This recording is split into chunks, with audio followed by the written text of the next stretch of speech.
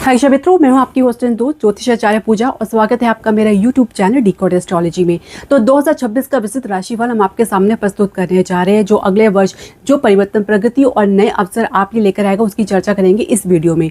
2026 में ग्रहों की चाल, विशेषकर शनि, गुरु और राहु केतु आपके जीवन में किस प्रकार का प्रभाव डालेंगे, किस किस क्षेत्रों को प्रभावित करेंगे, इसकी हम चर्चा करेंगे इस वीडियो में। करियर और व्यवसाय की दिशा किस प्रकार निर्धारित होगी, आर्थिक स्थिति में संभावित बदलाव किस प्रकार को देखने को मिलेगा, दाम्पत्य और प्रेम संबंध में किस प्रकार की उतार चढ़ाव से गुजरना पड़ सकता है, यह स्वास्थ्य से जुड़ी संकेत आपको हम बताने जा रहे हैं इस वीडियो में। तो ये वर्ष आपके लिए किस प्रकार का संकेत लेकर आएगा, इसको ग्रह गोचर की स्थिति और उनके परिवर्तन और नक्षत्रों के आधार पर हम प्रस्तुत करने जा रहे हैं। और यहाँ पे डिकोड एस्ट्रोलॉजी में हमको जहाँ पे आपको ज्योतिष की सरल भाषा में आपको समझाते हैं और जीवन में इसको जोड़कर बताते हैं, जिससे आप आसानी से इसको ग्रैब कर लें, इसको ग्रहण कर लें।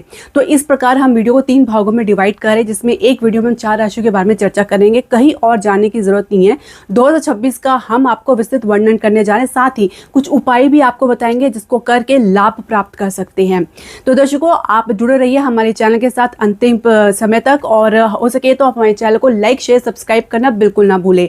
तो पहली राशि मेष राशि का बताने से पहले मैं ग्रह गोचर की स्थिति के बारे में बताना चाहूंगी। जो महत्वपूर्ण ग्रह है वो राहु, केतु, बृहस्पति और शनि लंबी दूरी के ग्रह, इसलिए इनका प्रभाव लंबी दूरी तक देखने को मिलता है। अन्य ग्रह जो जल्दी राशि परिवर्तन करते हैं, इसलिए इनका प्रभाव टेम्परेरी होता है।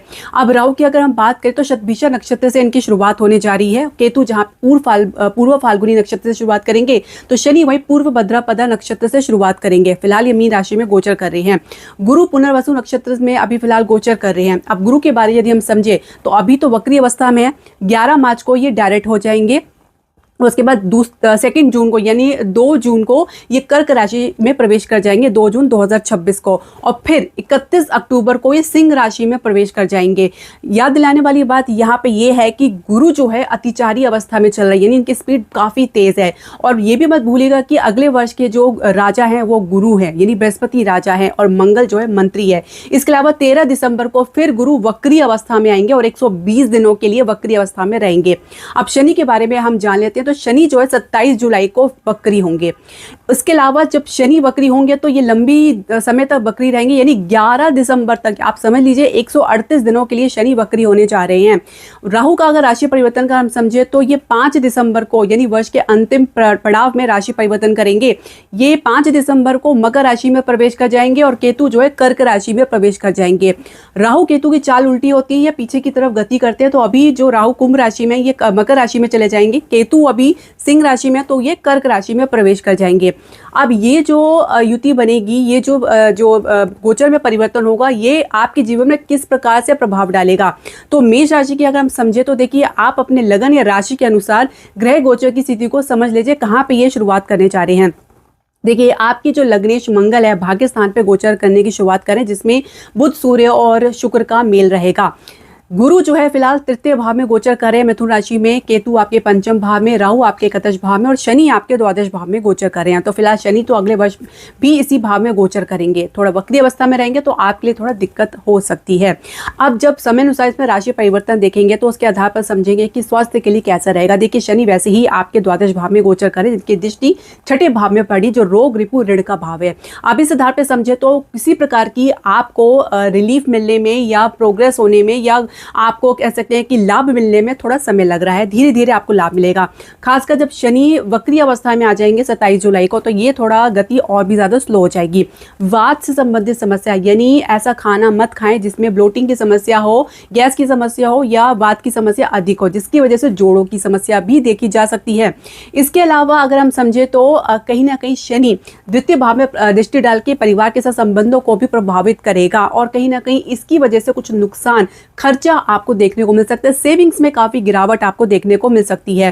कार्य क्षेत्र की हम बात करेंगे तो कार्य क्षेत्र में लगातार संघर्ष की स्थिति आपको देखने को मिल सकती है। दशमेश का द्वादश भाव में, यानी नुकसान के भय में जाना, कहीं ना कहीं आपके काम में कोई ना कोई कमी बनती नजर आ रही है। काम की पूर्ति होने में संदेह देखा जा रहा है, काम पूर्ति होने में समय लग रहा है, तो इस प्रकार की संघर्ष की स्थिति देख सकते हैं।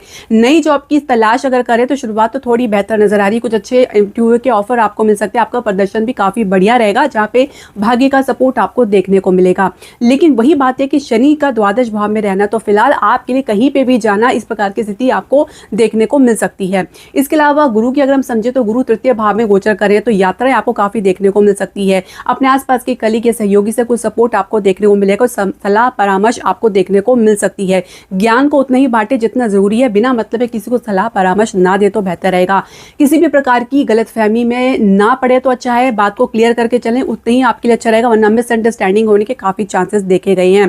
प्रेम संबंध के लिए काफी आपको दिक्कतों का सामना करना पड़ा है। केतु आपके पंचम भाव में बैठ के कहीं ना कहीं एक संबंध में विच्छेदन उत्पन्न कर रहा है, तो राहु की दृष्टि पड़ने के कारण कहीं ना कहीं ऐसे लोगों के बीच में आप अपने आप को पा रहे हैं जहां पे जो आपके सामने कुछ और दिख रहा है, जो पीठ पीछे कुछ और दिख रहा है, यानी पूरी तरीके से आपके सामने भिन्न पर्सनैलिटी आपके सामने नजर आ रही है।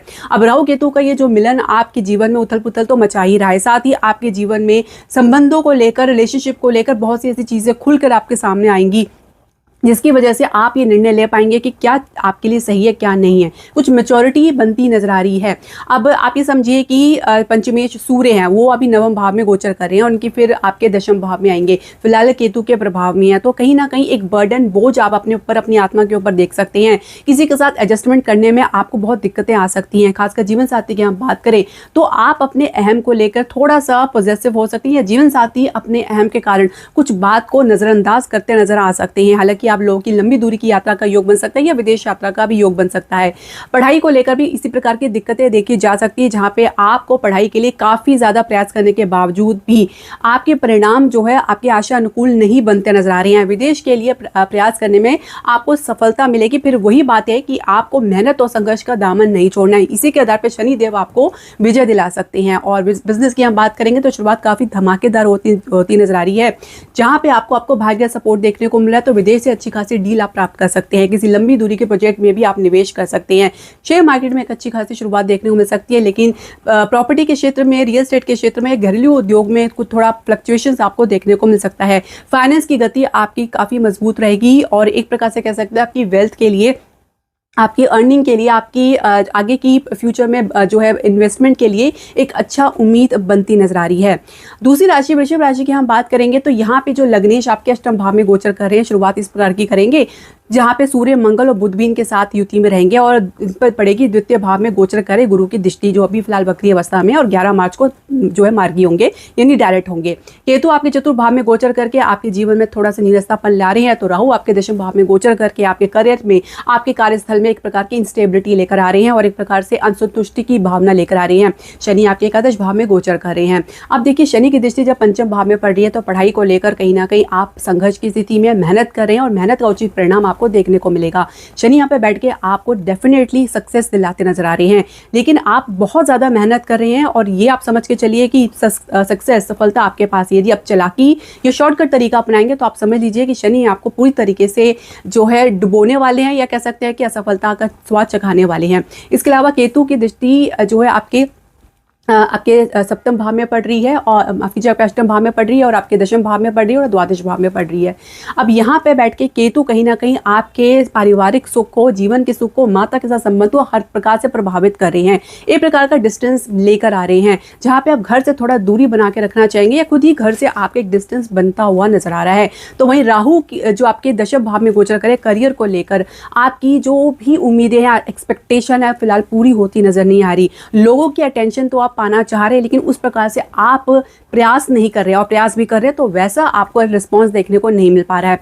कुछ इंस्टेबिलिटी की समस्या राहु आपको देते हैं प्रोफेशन के हाउस में जब भी ये गोचर करते हैं, क्योंकि कहीं ना कहीं राहु आपके भीतर एक प्रकार की जिज्ञासा उत्पन्न करते हैं और आपके मन में एक प्रकार से जो पाने की इच्छा रखते हैं वो कभी भी पूर्ति नहीं हो पाती, यानी पूर्ति का आपको संतुष्टि देखने को नहीं मिलता है। तो इसी वजह से राहु आपको घुमाते रहते हैं। और राहु की द्वितीय दृष्टि जो राहु की पंचवी दृष्टि जो द्वितीय भाव में पड़ रही है, जहाँ पे गुरु पहले से गोचर करे तो गुरु चंडाल योग का भी निर्माण कर रहे हैं। परिवार को लेकर, प्रॉपर्टी को लेकर असमंजस की स्थिति, अवरोध की स्थिति आपको लगातार देखने को मिल सकती है। ऐसे में किसी बड़े बुजुर्ग के कारण कुछ आपको अवरोध देखने को मिल सकता है, कुछ इस प्रकार का आपका संबंध में कुछ गिरावट देखने को मिल सकती है, जिसकी वजह से कहीं ना कहीं आप लोग के रिश्ते प्रभावित होते नजर आ रहे हैं। प्रेम संबंध को लेकर फिलहाल गुपचुप जो है आप प्रयास अपना जारी कर रहे हैं, लेकिन कहीं ना कहीं और संबंध भी जुड़ते हुए नजर आ रहे हैं। यानी संबंध में एक पारदर्शिता की कमी या एक ऑनेस्टी की कमी आपको देखने को मिल सकती है, जिसकी वजह से संबंध का टूटना निश्चित है या डिस्टेंस आपको देखने को मिलेगा। देखिए, पंचमेश जो है बुध फिलहाल अष्टम भाव में शुक्र और मंगल और सूर्य के साथ है। ऐसे में आप एक्सपेरिमेंट करने में कोई भी कोताही नहीं बरत रहे हैं। किसी प्रकार कोई भय आपके मन में नहीं देखा जा रहा है, जहाँ पे दूसरों के साथ साथ आप अनिच्छा तौर से या इच्छा तौर से कह सकते हैं कि जुड़ते नजर आ रहे हैं या आकर्षित होते नजर आ रहे हैं, ये आपके संबंध के लिए बिल्कुल भी सही नहीं है। यदि आप संबंध में पहले से हैं तो कुछ टूट की कगार देख सकते हैं, या कुछ इस प्रकार से आप देख सकते हैं कि संबंध आगे चलता हुआ नजर नहीं आ रहा है। तो कहीं ना कहीं ईगो है, एक ट्रांसपेरेंसी की कमी है, एक कंसिस्टेंसी की कमी है, और एक नो कॉन्टेक्ट जोन आप लोगों के बीच में बना हुआ है। विवाह के लिए समय अभी शुरुआत में उपयुक्त नहीं है, लेकिन बाद में हम कह सकते हैं फरवरी और मार्च के बीच में थोड़ा सा समय आपके लिए बेहतर बनता हुआ नजर आ रहा है। फिर वही बात है, केतु आपके चतुर्भाव में जब तक है तब तक आपको वैवाहिक सुख का मिलना थोड़ा सा कष्टकारी हो सकता है, संघर्षकारी हो सकता है। यही हाल आपके जीवन साथी का भी हो सकता है, जहाँ पे जीवन साथी कहीं ना कहीं किसी बात को लेकर या पारिवारिक दखलंदाजी को लेकर आप लोगों के रिश्ते में खींचातानी देखी जा सकती है। घर के मुद्दे को लेकर एक प्रकार का एक मत बनता हुआ नजर नहीं आ रहा है, जहां पे परिवार की तरफ से कुछ खास सपोर्ट मिलता हुआ नजर नहीं आ रहा है। इसके अलावा अगर आप संतान प्राप्ति के इच्छुक हैं तो फिलहाल शुरुआत में तो अभी समय आपके युक्त नहीं है, फेवर में नहीं है, लेकिन धीरे धीरे में जो है प्रोग्रेस आपको देखने को मिला है। खासकर मार्च के बाद अगर हम प्रयास करें तो ये इसमें आपको अच्छी सफलता देखने को मिलेगा। दूसरी बात यह है कि गुरु अभी वक्री अवस्था में है, पंचमे अष्टम भाव में है, तो एक प्रकार से कह सकते हैं कि ये संभालना आपके थोड़ा मुश्किल रह सकता है। संतान पक्ष से भी कुछ इस प्रकार की स्थिति आपको देखने को मिल सकती है। अब तीसरी राशि मिथुन राशि की हम बात करें तो गुरु के लगन में ही गोचर करें वक्री अवस्था में, तृतीय भाव में केतु गोचर करें तो भाग्य स्थान में राहु गोचर कर रहे हैं। शनि आपके दशम भाव में, आपके जो कर्म स्थान में गोचर कर रहे हैं, तो सूर्य बुध शुक्र मंगल आपके सप्तम भाव में गोचर कर रहे हैं। अब देखिए अभी ये जो स्थिति है थोड़ी सी गुरु आपको संभालते नजर आ रहे हैं, लेकिन थोड़ा सा अपने ज्ञान का, अपने विश्वास का सही प्रयोग करें।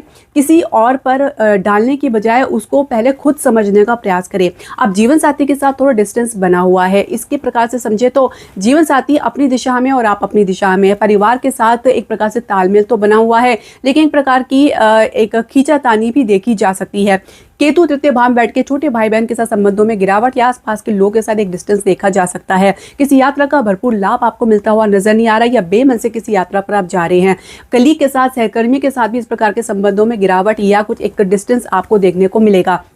इसके अलावा अगर हम शिक्षा की बात करें, करियर की बात करें, तो देखिए पंचम भाव में, पंचमेश सप्तम भाव में है, अपने से तीसरे भाव में, तो पराक्रम से, हिम्मत से ही आपको सफलता देखने को मिलेगी। हालांकि स्थिति आपके पक्ष में बनी हुई है और ये समय आपके लिए काफी उपयुक्त रहेगा। हालांकि जनवरी और फरवरी के बीच में थोड़ी सी गिरावट देखेंगे, उसके बाद पुनः मार्च के बाद एक अच्छी खासी उछाल आपको देखने को मिलेगा, एक प्रगति आपको देखने को मिलेगा। खासकर उच्च शिक्षा के लिए आप विदेश के लिए प्रयास करें तो निश्चित तौर से मान लीजिए ये समय आपके लिए काफी उपयुक्त है, यानी 2026 में आप पढ़ाई के लिए विदेश जा सकते हैं। इसके अलावा अगर हम समझे तो आप अपने करियर की, अपनी जॉब में पहले से हैं या अपनी नौकरी के लिए अगर आप नई नौकरी के लिए प्रयास कर रहे हैं तो आपके लिए समय उपयुक्त है, अभी अच्छा समय है और बाद में भी आपके लिए समय अच्छा है। लेकिन जैसे ही 27 जुलाई को शनि वक्री अवस्था में आएंगे, जो दशम भाव में गोचर कर रहे हैं, काम में काफ़ी गिरावट या स्लो प्रोग्रेस आपको देखने को मिलेगा। काम की पूर्ति में आपको काफ़ी प्रयास करने के बाद सफलता देखने को मिलेगी। ये मानकर चले कि ये स्थिति आपके लिए थोड़ी सी रुकावट भरी हो सकती है। हालांकि शनि यहाँ पे बैठ के आपकी ईमानदारी का, आपकी मेहनत का उचित परिणाम आपको अवश्य देंगे और साथ ही इसका फल आपको दूरगामी देखने को मिलेगा। बिजनेस और व्यवसाय की शुरुआत काफ़ी बढ़िया होने वाली, आपके आइडियाज़ कारगर साबित होंगे। नए प्रोजेक्ट में आप डील कर सकते हैं या बड़े प्रोजेक्ट आप हासिल कर सकते हैं। अपनी बुद्धिमत्ता के आधार पर किसी नए प्रोजेक्ट में या किसी बड़ी डील को आप प्राप्त करने में सफल रहेंगे। इसके अलावा अपने बिजनेस को विस्तार देने के लिए, स्टेबिलिटी देने के लिए आप हर कारगर उपाय करेंगे, जो कि आपके लिए जो है कह सकते हैं कि सक्सेसफुल साबित होंगे। इसके अलावा विदेश के लिए भी प्रयास आपके काफी बढ़िया नजर आ रहे हैं। आपकी डीलिंग, आपकी प्रेजेंटेशन काफी बढ़िया रहेगी, आपकी उपयुक्त रहेगी और आपकी आइडियाज पूरी तरीके से आपकी ऊर्जा को दर्शाएंगे, जिसमें आप अपने दूरदर्शिता का प्रदर्शन करते नजर आएंगे। इसके अलावा अगर हम बात करें रियल एस्टेट में, घरेलू उद्योग में अगर आप कुछ निवेश कर रहे हैं तो निश्चित तौर से ये समय आपके लिए काफी उपयुक्त रहने वाला है। प्रेम संबंध की हम बात करेंगे तो विवाह की चर्चा जोर शोर से शुरू करने वाले हैं और ये अगर नहीं कर रहे हैं तो ये समय आपके लिए काफी उपयुक्त है। आप अपने संबंध को विवाह का रूप दे सकते हो, उसके लिए प्रयास भी करते नजर आ रहे हैं। थोड़ा सा आपको दूसरे पक्ष की तरफ से एडजस्टमेंट में कमी देखने को मिल सकती है, जहाँ पे आपकी तरफ से काफी ज्यादा झुकाव देखने को मिलेगा, यानी संबंध को बनाने के लिए आपको ज्यादा पहल करनी पड़ सकती है बजाय इसके कि दूसरे पार्टी को। इसके अलावा जीवन साथी के साथ, यदि आप पहले से विवाहित है, जीवन साथी के साथ संबंध में जैसे मैंने बताया, थोड़ा सा आपको एडजस्टमेंट करना पड़ सकता है। जीवन साथी कहीं ना कहीं अपनी दिशा में रहेंगे और संतान प्राप्ति के लिए समय काफ़ी उपयुक्त है। संतान से भी आपको एक अच्छी उम्मीद, संतोष देखा जा सकता है। चौथी राशि कर्क राशि की हम बात करेंगे तो देखिए, यहाँ पे जो स्थिति बन रही है, आपके द्वितीय भाव में केतु गोचर कर रहे हैं और अष्टम भाव में राहु गोचर कर रहे हैं। गुरु आपके द्वादश भाव में गोचर कर रहे हैं और शुक्र, मंगल, सूर्य, बुध आपके छठे भाव में गोचर कर रहे हैं। शनि भाग्य स्थान पर गोचर कर रहा है। पूरा केंद्र आपका खाली बैठा हुआ है, बाकी जितने ग्रह सब बिखरे हुए हैं। 6, 8, 12 में ज्यादातर ग्रह हैं। थोड़ा सा चैलेंजिंग आपके लिए रह सकता है। कुछ आपके लिए शुरुआत इस प्रकार की रह सकती है जहाँ पे आपको अपनी गति में आपको थोड़ा सा स्लो डाउन देखने को मिलेगा। हर प्रकार से आप निराशा, हताश होते नजर आ रहे हैं। जिससे आपकी उम्मीद है वो उम्मीद टूटती नजर आ रही है। जिनके साथ संबंध में जुड़ना चाह रहे हैं तो वहां से भी कुछ खास परिवर्तन आपको देखने को नहीं मिल पाएगा। जीवन साथी हो या आपके पार्टनर हो या प्रेम संबंध हो या शिक्षा करियर क्यों ना हो, कहीं ना कहीं संघर्ष की स्थिति देखने को मिल रही है। किंतु एक बात समझ लीजिए कि कॉम्पिटिशन में अच्छी सफलता आप अर्जित करने जा रहे हैं। इसके अलावा आपका कॉन्फिडेंट लेवल काफी बढ़िया बना रहेगा। लेकिन जैसे ही ग्रह जो है, जितने भी सूर्य, शुक्र, मंगल, जो बुध है, आपके छठे भाव में गोचर करें, आप सप्तम भाव में प्रवेश करेंगे। लगभग कह सकते हैं मध्य जनवरी के बाद से लेकर फरवरी, मार्च तक ये समय आपके लिए प्रगति का रहेगा। ये समय आपके बिजनेस के लिए उन्नति का रहेगा, निवेश के लिए उन्नति रहेगा। उससे पहले आप सिर्फ ऑब्जर्व करें तो बेहतर रहेगा।